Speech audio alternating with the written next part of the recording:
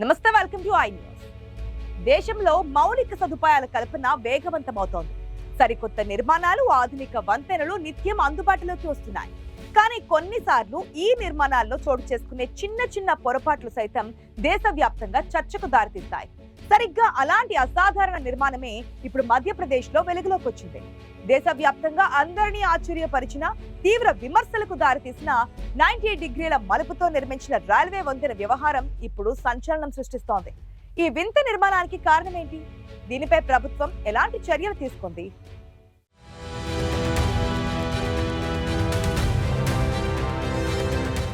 మధ్యప్రదేశ్లోని రాజధాని భూపాల్లో ఇటీవల నిర్మించిన రైల్వే ఓవర్ బ్రిడ్జి దేశవ్యాప్తంగా ఇప్పుడు హాట్ టాపిక్ గా మారింది.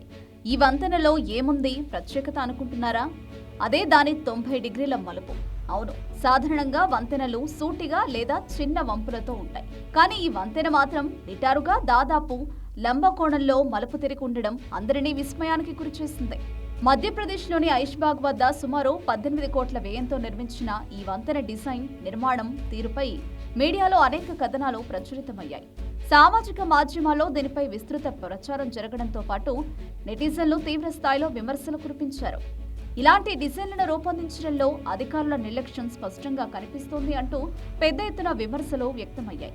కోట్లు ఖర్చు పెట్టి ఇలాంటి వంతెనలు కడతారా అంటూ ప్రజలు ప్రశ్నల వర్షం కురిపించారు.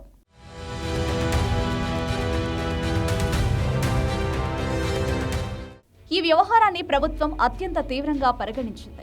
నివేదికలు అందుకున్న వెంటనే ముఖ్యమంత్రి మోహన్ యాదవ్ స్వయంగా స్పందించారు. ఐష్బాగ్లోని ఆర్ఓబీ నిర్మాణంలో జరిగిన తీవ్ర నిర్లక్ష్యంపై దర్యాప్తునకు ఆదేశించారు. నివేదిక ఆధారంగా 8 మంది పీడబ్ల్యూడీ ఇంజనీర్లపై చర్యలు తీసుకున్నారు అని ముఖ్యమంత్రి వెల్లడించారు.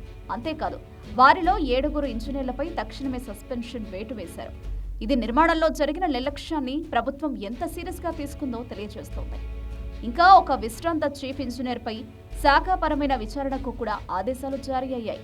కేవలం అధికారులపై చర్యలకే పరిమితం కాకుండా ఈ వంతెన నిర్మాణ ఏజెన్సీని, అలాగే డిజైన్ రూపొందించిన కన్సల్టెంట్లను సైతం ప్రభుత్వం బ్లాక్ లిస్టులో చేర్చింది. భవిష్యత్తులో ఇలాంటి పొరపాట్లు పునరావృతం కాకుండా చూడటానికి ఇదొక గట్టి సంకేతం. అంతేకాదు, ఈ ఆర్ఓబీ పునరుద్ధరణ కోసం ఒక ప్రత్యేక కమిటీని కూడా ఏర్పాటు చేశారు.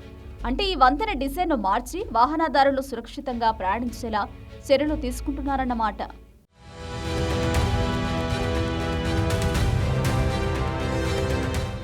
అయితే నిర్మాణ సంస్థ ఈ వింత డిజైన్ను సమర్థించుకుంది. వంతెన సమీపంలో మెట్రో రైల్వే స్టేషన్ ఉండడం, అలాగే భూమి కొరత తీవ్రంగా ఉండడం వల్లే ఇలా 90 డిగ్రీల మలుపుతో నిర్మించడం తప్ప వేరే మార్గం లేదని వివరణ ఇచ్చింది. కొంచెం అదనపు భూమి అందుబాటులో ఉంటే ఆ మార్గం సవ్యంగానే ఉండేది అని కూడా చెప్పింది. అయినప్పటికీ ప్రజల భద్రత, నిర్మాణ నాణ్యత విషయంలో రాజీ పడకూడదని ప్రభుత్వం దృఢ నిశ్చయంతో ఉంది. అందుకే ఈ వ్యవహారంపై కఠిన చర్యలు తీసుకుని భవిష్యత్తులో ఇలాంటి సంఘటనలు పునరావృతం కాకుండా కట్టుదిట్టమైన చర్యలు తీసుకోవడానికి పూనుకుంది. ఇది మౌలిక సదుపాయాల నిర్మాణంలో నాణ్యత, బాధ్యత ఎంత ముఖ్యమో మరోసారి చాటి చెప్పింది.